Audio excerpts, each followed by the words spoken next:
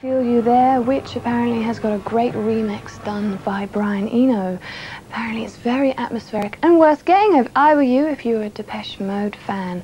Next up is the new single, Walking in My Shoes, but not before we have a look at a little package telling us about the new album launch. Depeche Mode's first album in 3 years will feature a lot of new wrinkles, including, believe it or not, a rock and roll song. It's probably completely the opposite to what anyone was expecting from Depeche Mode to put out, and I think that's a really good thing, because I think we've always challenged people with something different every time, and we put out a record, and I think this is again going to challenge a Depeche Mode fan and hopefully new people to come and listen to the album as well. The rock song in question is, in fact, the first single, entitled I Feel You.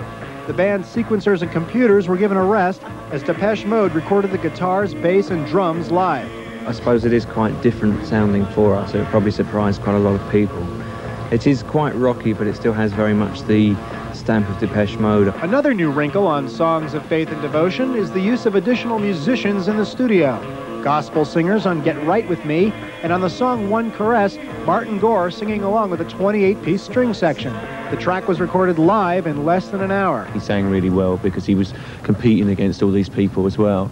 So it was really exciting to see that. I mean, it was like that was maybe 10 minutes of studio work in a whole year, you know, but it was a very special moment, yeah. While Depeche Mode is happy with the results of its experiments using outside musicians, they say there were misgivings at first. We've never actually found it easy integrating any new people into our setup. We're very insular in that way, so it would be challenging for us to do something like that. So we wanted to challenge ourselves in as many different ways as possible with this record, which is why it's ended up sounding so different to any of our other records.